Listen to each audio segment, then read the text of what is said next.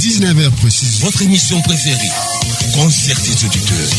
Avec M. Popol Kiwele, une émission du bureau de programme de Radio Phoenix qui s'inscrit dans le cadre de vous apporter une connaissance nouvelle. On est ensemble. Prenez donc rendez-vous avec Popol Kiwele sur Phoenix FM. On est ensemble, on reste toujours ensemble. Radio Phoenix Université, la super radio.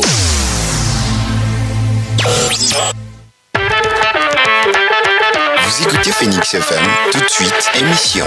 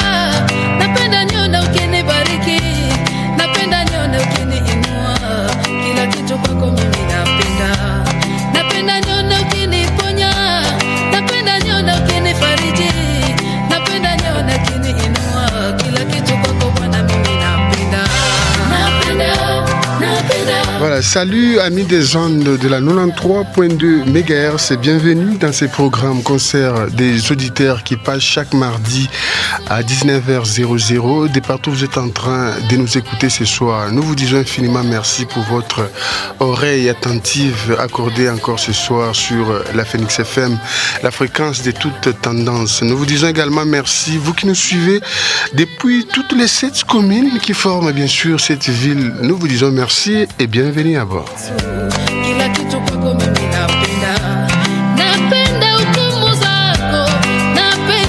Alors, sans plus tarder, nous disons déjà merci pour commencer à toute la grande équipe réalisationnelle de ce soir. Merci à M. Béni Rachidi Raïssi pour la programmation de ce grand programme concert des auditeurs. Merci à toute personne qui a prêté main forte à la préparation de ces programmes, bien sûr. J'ai dit infiniment merci à Michel Kilanga qui est de l'autre côté de la photo sonore, bien sûr, pour vous catapulter musicalement. Popol Kiwele, c'est bien moi devant cette tige métallique. Voilà l'ensemble de cette grande équipe collégiale qui vous tiendra compagnie ce soir. J'ai dit également merci à notre invité de ce soir. Il sera avec nous, c'est le frère Marc Mwamba. Comme je l'ai dit toujours, il connaît la Bible et la Bible le connaît suffisamment. Alors, pouvez-vous deviner de quelle ambiance il s'agirait ce soir? Nous vous parlerons sur les comment comprendre le salut. Voilà notre thématique de ce soir. Restez hyper agrippés, hyper scotchés sur la 93.2 MHz, c'est la Phoenix FM et la fréquence de toutes tendances. Et je vous retrouve juste derrière cette petite transition pour la continuité et la continuation normale de ces programmes qui viennent à peine de commencer, bien sûr. Tout de suite, la rubrique des auditeurs. Marquez votre présence et posez toutes vos questions au 099 36 32 492. 099 36 32 492. I like it. I like it.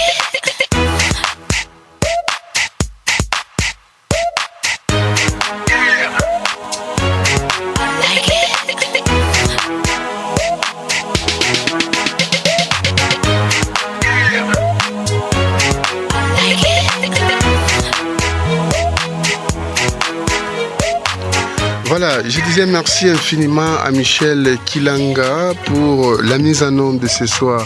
Je dis également merci à vous qui nous suivez depuis tous les golfs, golf plateau, golf plateau Caravia, golf 5, golf 4. Vous nous suivez depuis la vallée des Kafoubou. De partout, vous êtes en train de nous suivre depuis les coins et les recoins de cette ville. Nous vous disons merci, bienvenue dans ces programmes intitulés Concert des auditeurs. Ces programmes pour réitérer bien sûr les grandes lignes et subdivisé en deux grandes rubriques, à savoir la rubrique des auditeurs et la rubrique des invités. La première rubrique comme vient de le dire Michel Kilanga, vous donne juste la possibilité de marquer vos présences et de poser toutes vos questions, bien sûr en rapport avec notre sujet. Vous posez toutes vos questions et l'invité répondra à la deuxième rubrique sur le même numéro, via le numéro que Michel Kilanga est en train de vous donner. Et la musique, comme je l'ai dit toujours, fait partie intégrante de cette émission. Nous allons devoir d'abord respirer, nous allons devoir prendre la toute première sélection musicale avec les savoir-faire bien sûr de Michel Kilanga. Et je vais devoir vous retrouver juste après pour la continuité de ce programme Concert des auditeurs. Tout de suite, la rubrique des auditeurs. Marquez votre présence et posez toutes vos questions au 099 36 32 492. 099 36 32 492.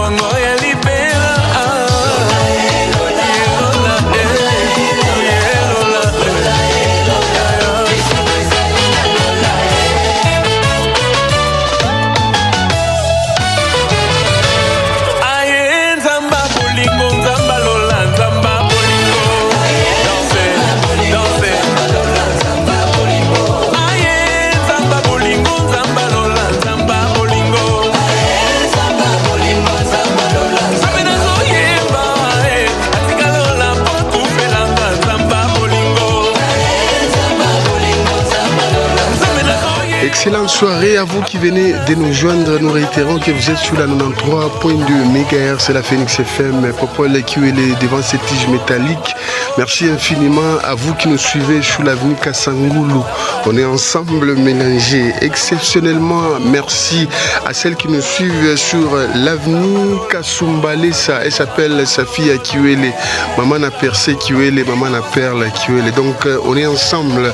Toute la famille QL, nous vous disons merci ce soir parce que vous êtes des nôtres. Ça fait du bien également à vous qui nous suivez depuis les Tanzis. Je confirme, on est ensemble.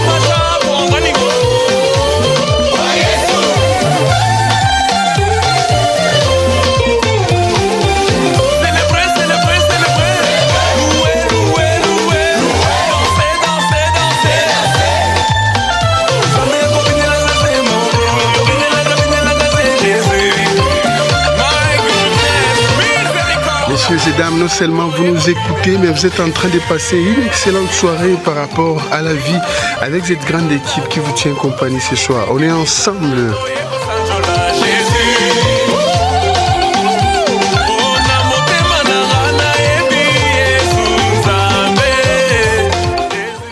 Je suis en train de profiter de cette même occasion pour dire excellente soirée à Papa Laurent Katapala et à Polyclinique Afia Don Bosco. Merci également au docteur Karine Songwe et à Polyclinique Afia, tous les personnels et à Afia Don Bosco. Papa Licuele vous dit bonsoir. On est ensemble.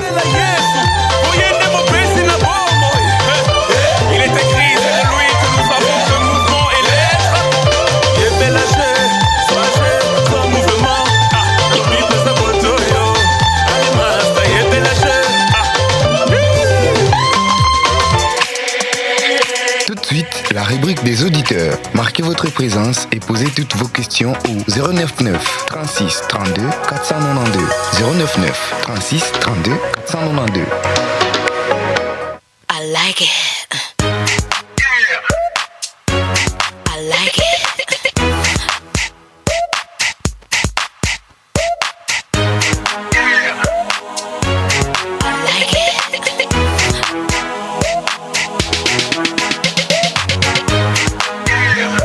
Voilà, des retours dans ces studios, juste après ce titre bien qui a fait certainement plaisir à bien des personnes en train de nous écouter de partout. Nous disons merci à vous qui venez de nous joindre. Vous êtes sur la 93.2 MHz, la Phoenix FM. Je tiens encore à réitérer que ce soir, nous parlons sur les comment comprendre le salut. Je réitère comment comprendre le salut. Ce thème sera bien sûr débattu par le frère Marc Mwamba qui est déjà bien sûr dans nos installations de la Phoenix FM. Je suis en train de profiter pour dire excellente soirée à celle qu'on appelle Mama Tina Maïla, Yadize Kalenda, VIP toujours, on est ensemble mélangés. Pronte guérison à vous, Mama Tina, on est ensemble. Merci également à celui qu'on appelle l'ingénieur Ifem Mouteba, il y a Maman Nicole, Maman Aznat Mouteba, Maman Beston Mouteba, Maman Junior Mouteba, toute la famille Mouteba, je confirme ce soir, on est ensemble. Où serait passé l'ingénieur Isaac Loumoueno? Il y a Maman Alpha en train de nous écouter depuis la Roachie. Je confirme, on est ensemble comme ça. Alors, on va devoir sans plus tarder avec le savoir-faire de Michel Kilanga. Question de bien gérer notre temps. Il va devoir nous introduire dans notre deuxième rubrique. Question déjà de commencer avec, bien sûr, la série de nos questions. Faites-nous parvenir vos SMS via les numéros que Michel Kilanga est en train de vous balancer. Et il va devoir décortiquer vos SMS juste après. Donc, vous posez vos questions et l'invité répondra à toutes vos préoccupations. Alors, je vous retrouve juste derrière cette transition. Tout de suite, la rubrique des invités avec Popol Kiwele. L'actualité reste toujours dominée par ce 14e sommet qui se tiendra à Kinshasa. Vous savez, c'est un sommet très important et c'est venu aussi au moment opportun. Puisque les résultats que ça peut produire dans le monde francophone peuvent avoir des répercussions dans le monde arabophone ou anglophone. La RDC, c'est un pays émergent dans la francophonie. Bien, vous savez, si nous avons un gouvernement, c'est ce gouvernement qui doit se déployer dans ses relations bilatérales et dans ses relations multilatérales pour évidemment la satisfaction de l'intérêt de la population.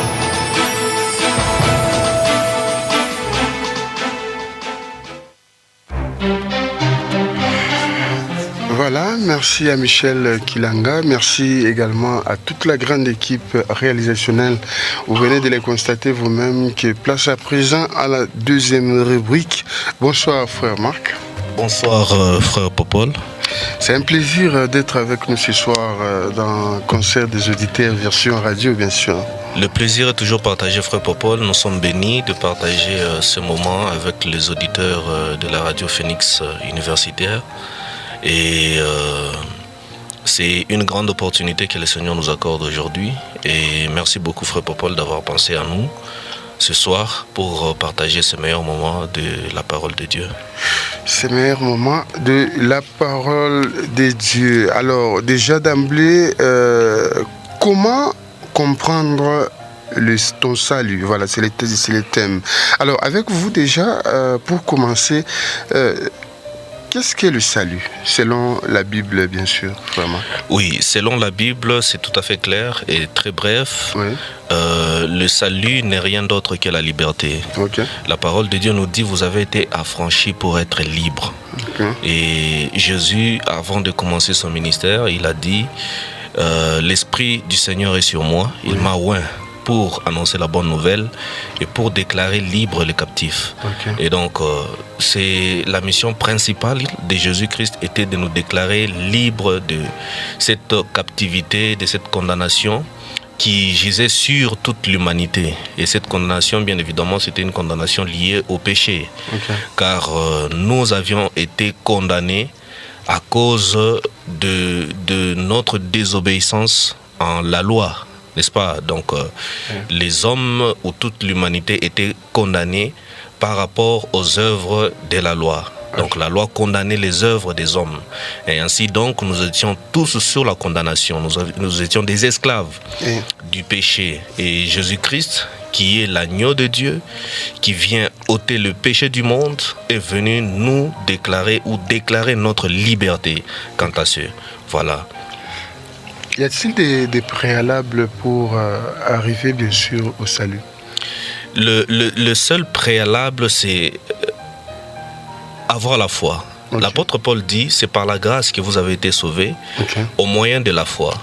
Donc, lorsque nous lisons Jean chapitre 3, à partir du verset 16, la parole de Dieu dit, car Dieu a tant aimé le monde qu'il a donné son Fils unique, afin que quiconque croit en lui ne périsse point, mais qu'il ait la vie éternelle. Le verset qui suit et dont nous lisons nous ne lisons pas souvent, c'est Dieu n'a pas envoyé son Fils pour que le monde soit jugé par lui. Ça, c'est le verset 17 de Jean 3. Dieu n'a pas envoyé son Fils pour que le monde soit jugé par lui, mais pour que le monde soit sauvé par lui. Et donc, les gens doivent comprendre aujourd'hui que le salut ne concerne pas les chrétiens. Ce n'est pas un apanage d'une dénomination quelconque ou d'une religion quelconque. Dieu a sauvé le monde par Jésus-Christ. Et c'est ça sa grâce. Si nous rentrons dans l'Ancien Testament, je vais vous démontrer quelque chose qui m'a beaucoup qui a attiré vraiment mon attention jusqu'à tel point où j'ai vu vraiment que Dieu est, je me suis rendu compte réellement que Dieu est amour, et cet amour a été manifesté avant même la fondation du monde. Comme d'ailleurs la parole le dit, l'agneau a été préparé avant la fondation du monde. Maintenant, qu'est-ce qui s'est passé? Lorsque vous lisez dans le livre de Genèse au chapitre 6, 7, 8, vous allez voir une condamnation de l'humanité qui symbolise, qui était une préfiguration de notre temps, n'est-ce pas? Où il y a eu le déluge. Mais cependant, quand toute l'humanité a été détruite par l'eau, par le déluge, la Bible dit Noé trouva grâce aux yeux de l'Éternel. Et je veux souligner ici que c'est la première fois que le mot grâce a été mentionné dans la Bible. C'est le jour où Noé a trouvé grâce aux yeux de l'Éternel. Et cette grâce-là était une annonce de notre salut aujourd'hui. Et donc, la grâce qui a été trouvée par Noé, ce n'est pas une grâce que lui, Noé, méritait. C'était juste par la bonté de Dieu. Et donc, les gens doivent comprendre que le salut n'a rien à voir avec vos œuvres. Le salut n'a rien à voir avec vos efforts. Le salut n'a rien à voir avec vos capacités mentales, etc. Non. Le salut a à voir avec Dieu lui-même. Car c'est de lui qu'est venue cette abondance de la grâce qui avait pour soubassement son amour manifesté envers l'homme, dont celui-ci l'avait tourné le dos.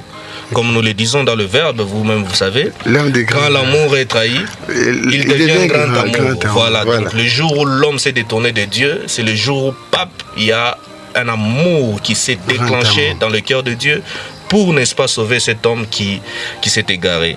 Et donc voilà, aujourd'hui, cet amour s'est manifesté en la personne de Jésus-Christ, qui a sauvé toute l'humanité sans exception aucune. Maintenant, cette grâce, elle est disponible pour tous, mais à une seule condition, à condition que votre foi adhère à cette grâce. Raison pourquoi l'apôtre Paul dit, c'est par la grâce que vous avez été sauvés au moyen de la foi. Cette foi-là vient de qui? Vient de celui-là qui croit en cette grâce, qui croit en ce salut. Et lorsque vous croyez en cette grâce, en ce salut que Dieu vous a accordé par son amour lui-même, ainsi donc vous êtes sauvés. Vous êtes libérés. Voilà, vous êtes libérés. Donc, frère Marc Mwamba, il n'est plus à présenter dans cette émission l'homme du grand verbe. Quand l'amour est trahi, c'est lui l'initiateur de ce terme. Donc, il devient grand amour. Alors, frère Marc, toujours dans cette même ordre d'idées, comment faites-vous la différence entre le salut et l'église d'aujourd'hui, l'église bâtiment. Oui. Est-ce que l'église contribue réellement à l'affermissement oui. voilà, pour atteindre le salut? Justement, c'est actuellement, par rapport à mon petit échantillon de recherche, oui. je trouve que ce sont des cas très rares dans les églises aujourd'hui, oui. parce que nous voyons que la plupart des bergers se basent beaucoup plus sur la prospérité, sur le message de vous allez avoir, oui. vous allez faire ceci. Donc on a oublié les fondamentaux du salut, c'est-à-dire il faut entretenir les gens à connaître leur Dieu. Voilà. Parce que le but même d'être sauvé, c'est d'entrer dans une relation entre papa et enfant. Okay. Et cette relation est basée sur la connaissance de qui est réellement votre papa. Donc les chrétiens ou ceux-là qui ont cru en Dieu, en son salut pour eux, ils sont censés entrer dans une recherche, investigation afin de connaître le cœur de leur papa. Et ça, ce sont les bergers qui devaient soutenir cette œuvre-là, soutenir cette mission.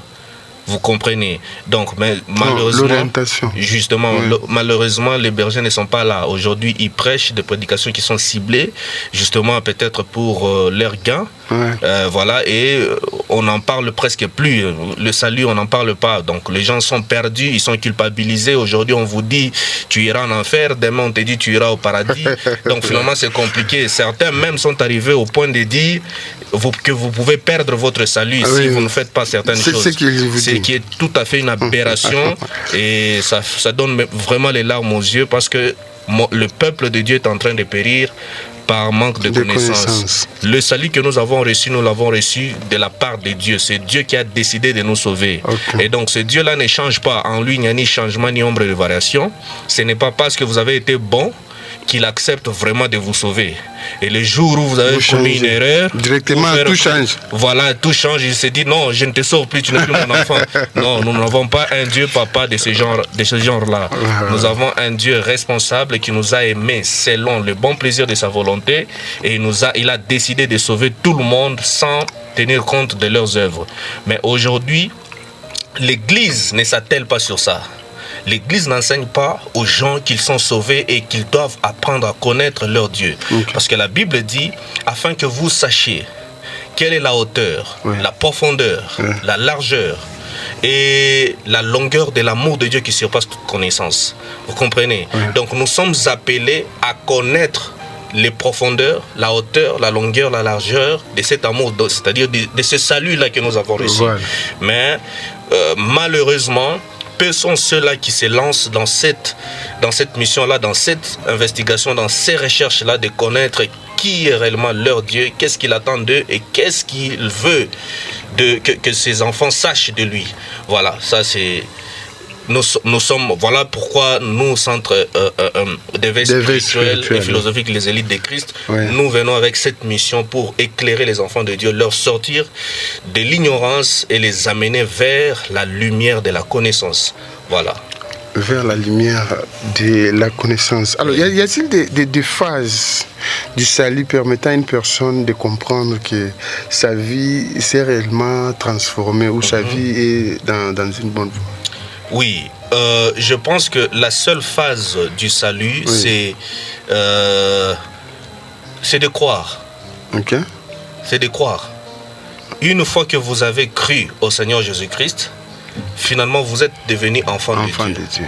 Et il n'y a pas des échelons pour être vraiment appelé enfant de qui que ce soit. Vous savez, frère Papa, nous sommes tous nés par la voix d'un papa et d'une maman. Et les jours où nous nous sommes rendus compte que nous vivons dans leur maison, il n'y a pas eu des échelons à monter pour avoir le statut à 100% d'être appelé enfant de tel papa et de telle maman. Vous comprenez? Donc, raison pourquoi nous disons dans Jean chapitre 1, à partir du verset 12, à tous ceux qui l'ont reçu, à ceux qui croient en son nom, il leur a donné les pouvoir de devenir enfants de Dieu, lesquels sont nés non du sang ni de la volonté de la chair ni de la volonté de l'homme, mais de Dieu. C'est-à-dire les jours où nous avons accepté Jésus-Christ comme Seigneur et Sauveur, nous avons cru en la mort et à la résurrection de Jésus, nous sommes devenus enfants de Dieu. Et il n'y a pas des échelons à monter pour réellement être appelés enfants de Dieu. Car l'apôtre Jean dit ceci dans 1 Jean que nous pouvons lire. 1 Jean chapitre 3 à partir du verset 1. Voyez quel amour le Père nous a témoigné. 1 Jean chapitre 3 à partir du verset 1. Nous lisons. Voyez quel amour le Père nous a témoigné pour que nous soyons appelés enfants de Dieu. Et nous le sommes. Si le monde ne nous connaît pas, c'est qu'il ne l'a pas connu. Vous comprenez? Donc, il y a un appel ici. Voyez quel amour. Nous venons de parler ici que nous devons entrer dans la connaissance de la largeur, la hauteur, la longueur, la profondeur de l'amour de Dieu. Et ici, l'apôtre Jean est en train d'appeler les enfants qui ont cru à la doctrine de Jésus-Christ de comprendre quel amour Dieu nous a témoigné pour que nous soyons appelés ses enfants. Et si nous sommes appelés enfants de Dieu, pas par nos œuvres, pas par nos capacités externes, physiques, matérielles, intellectuelles, mais par la volonté de Dieu, par sa grâce, son amour et sa miséricorde, nous sommes seulement juste appelés à connaître cet amour-là que Dieu a manifesté à notre égard, pour que nous puissions être appelés ses enfants. Parce que le salut, ce n'est pas un don qui est venu des hommes, mais c'est un don de Dieu, gratuitement. Le salut, c'est la gratuité. Et quel conseil donneriez-vous à nos églises aujourd'hui? Et je reviens encore sur nos églises. Peut-être c'est une question qui m'a été posée. Il y a les évangélistes qui font toujours qui fournissent des efforts pour évangéliser. Une fois que les brebis arrivent à l'église, ils passent au baptême. Mais la suite, dans l'affermissement, on revient encore sur les mêmes mots. L'affermissement n'est pas continuel dans l'église. C'est-à-dire, une fois baptisé, on laisse les brebis rester comme orphelins. Oui, merci beaucoup, Frère Popol, pour cette question. Je pense que, Frère Popol, vous êtes mieux placé à comprendre la réponse que je vais vous donner, ainsi que d'autres parents qui nous suivent en ce moment. Ce n'est pas que le jour où vous avez fait un bébé... Les brebis deviennent effort perso. Justement, il doit continuer les jours où votre bébé est né, ça ne se limite pas là. Il faut maintenant entretenir ce bébé-là. Et dans vos attentes en tant que parents, vous voulez que ce bébé puisse grandir. Mais il grandit comment? Il grandit avec la nourriture que vous lui donnez. Il grandit avec les soins que vous lui apportez. Il grandit dans des bonnes conditions dans lesquelles vous l'avez placé. Vous voyez. Tout à fait. Et justement, c'est aussi pratiquement ça, ce qui se passe aujourd'hui dans les églises. Lorsque vous avez gagné une âme par l'annonce de la bonne nouvelle, de l'évangile, cette personne croit en Christ et vous l'amenez à l'église, vous le faites asseoir. Ça ne se limite pas là. Vous devez maintenant l'entretenir. L'entretenir avec des enseignements préliminaires, que la personne comprenne finalement pourquoi est-ce qu'il a cru. Pourquoi est-ce qu'il a accepté de devenir membre d'une église locale. Pourquoi est-ce qu'il doit comprendre que sa vie a changé? Pourquoi est-ce qu'il doit comprendre que si quelqu'un est en Christ, il est une nouvelle créature? Voici, toutes choses sont devenues nouvelles, les choses anciennes sont passées. Pourquoi? Donc, il y a cet appel-là. Cet homme doit comprendre tout cela.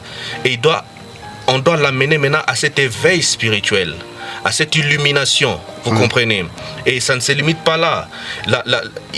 Les dirigeants ou les leaders, les évangélistes doivent maintenant entrer dans la vie personnelle de cette personne, c'est-à-dire le connaître sa résidence, connaître ce qu'il fait en dehors des programmes de l'église, qu'est-ce que la personne fait, il a quoi comme travail, il habite où.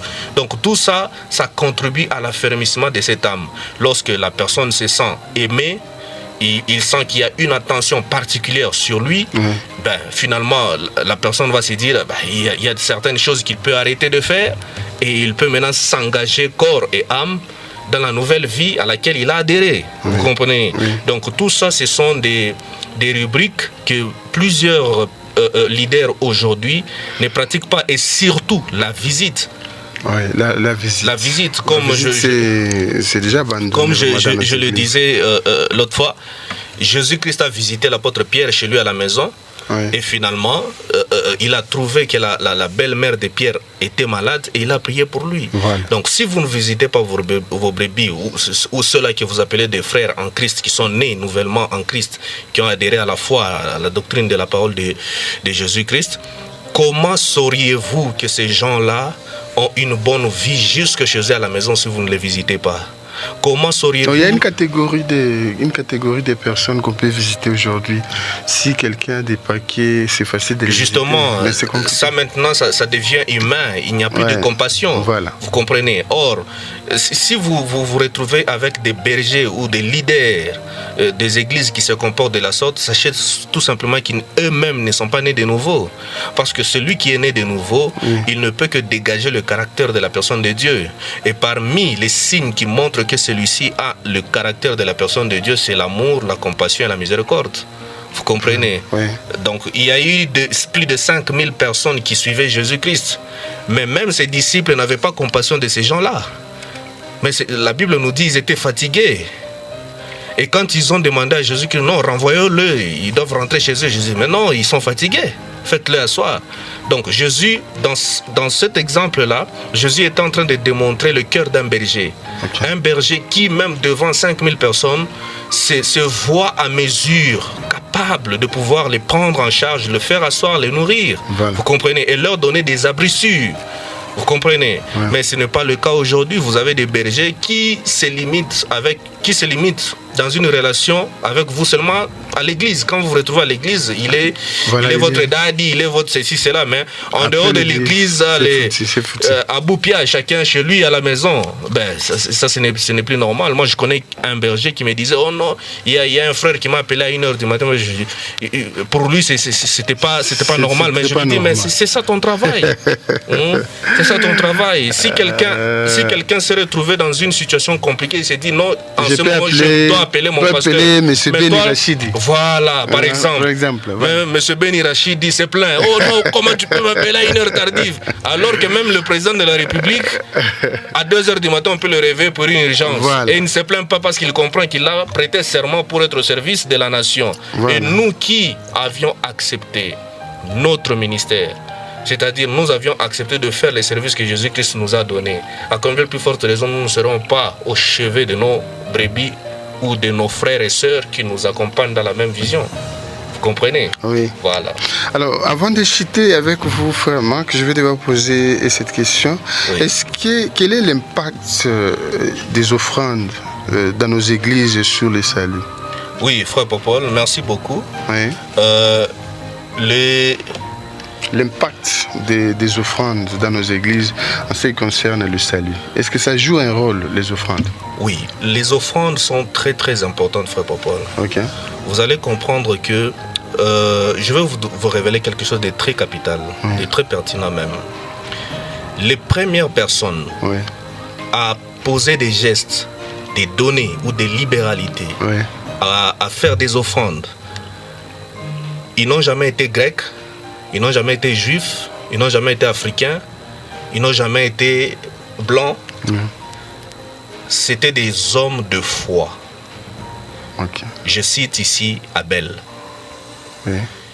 La Bible dit ceci, c'est par la foi qu'Abel a donné le prémisse de son troupeau en offrande. Et son offrande a été agréée. Donc, aujourd'hui, je vais révéler quelque chose de très capital aux enfants de Dieu. Lorsque vous donnez, ce n'est pas parce que quelqu'un, sous un statut quelconque, pasteur, prêtre, imam, etc., qui vous dit « Oh, il faut donner ». Non.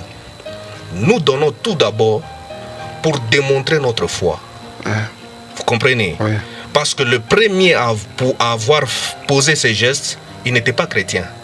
Abel n'était pas chrétien, il ne priait pas dans une quelconque église, mais il avait donné, il avait fait une offrande.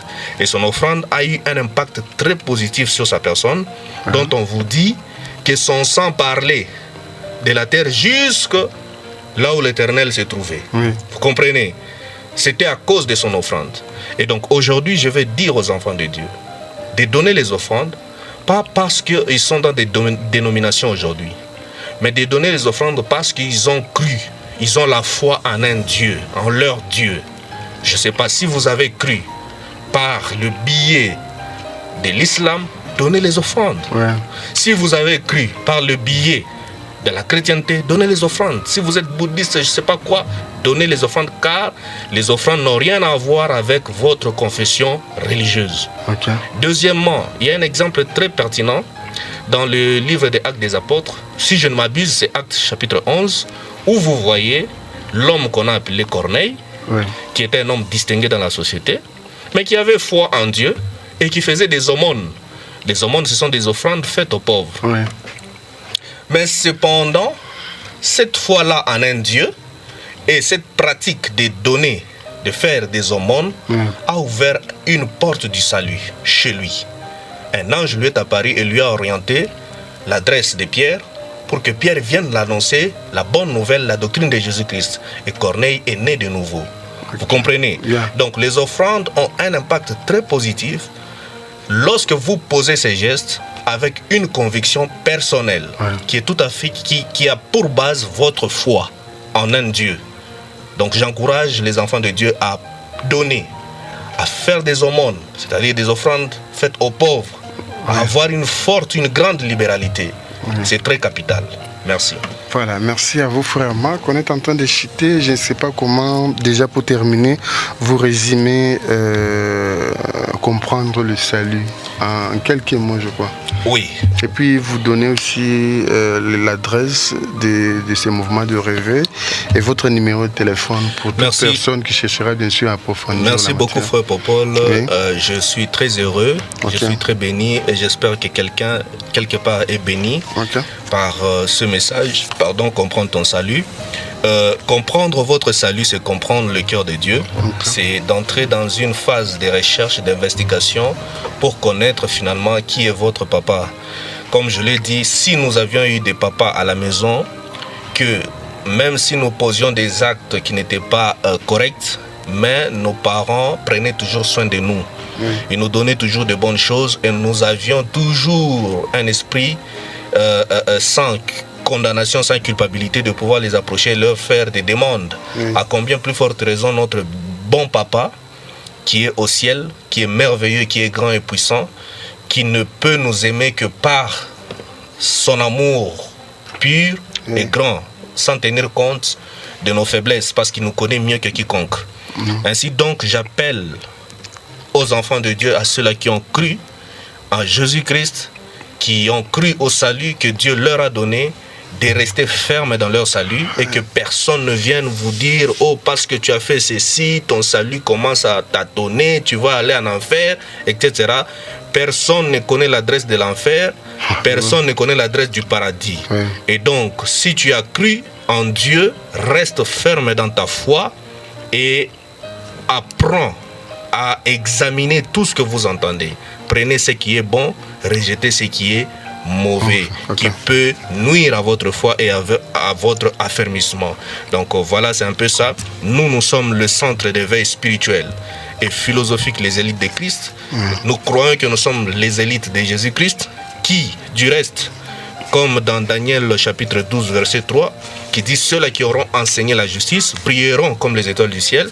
Et nous croyons que nous sommes ces étoiles du ciel qui brillent aujourd'hui dans ce temps, pour annoncer la justice de Dieu, qui est la personne de Dieu manifestée en Jésus-Christ dans un amour très grand, où il y a eu mort d'homme, c'est-à-dire un homme est mort et ressuscité pour que nous soyons aujourd'hui appelés enfants de Dieu. Et ce salut ne peut être volé par qui que ce soit. Notre numéro de contact, c'est le plus 243. 97 53 62 709. Donc vous pouvez nous écrire sur WhatsApp. Vous pouvez encore réitérer. Plus 243 97 53 62 709. Voilà. WhatsApp. Donc nous sommes sur Kassangoulou, avenue du Carmel, et nous sommes ouverts pour des échanges et pourquoi pas des enseignements. Voilà, merci à vous frère Marc d'avoir répondu à toutes nos questions. Merci beaucoup, frère Popol. Voilà, nous disons déjà merci à Irsil Ngeleka, notre consoeur qui n'est pas avec nous, bien sûr. Je vois que prochainement, il sera avec nous. Et en version télé, vous la verrez toujours. Alors, nous disons également merci à Mama Tina Maï, la prompte guérison à vous. Merci à sa fille Akiwele. Donc toutes ces personnes, la liste n'est pas exhaustive, mais nous vous disons merci parce que vous étiez connectés, vous êtes toujours connectés sur la Phoenix FM. Popol QL, c'est moi. Je vous quitte avec même espoir. Je dis merci pour terminer, avant de terminer, à toute la grande équipe réalisationnelle, à M. Béni Rachidi Raïssi pour cette grande programmation. Merci également à Michel Kilanga qui était de l'autre côté de la baie vitrée, toujours à son poste comme à Bakouk. Que Dieu te bénisse, M. Michel Kilanga. Mon frère, on est ensemble. Je vous dis merci, vous, auditeurs et auditrices champions, pour votre oreille attentive que vous accordez toujours à ces grands programmes, concerts des auditeurs qui passent chaque mardi à 19h00. Alors, je vous quitte avec même espoir de vous retrouver encore le mardi prochain à la même heure, donc même fréquence, la Phoenix FM, la 93.2 MHz. Popol QL, laissez-moi, c'est les 099 36 32 492, 099 36 32 492 pour tous vos contacts, suggestions. Vous cherchez à participer, vous n'avez qu'à nous appeler et ça nous fera du bien. Bye bye et à la prochaine. Napenda, napenda, kila kitu kwako mimi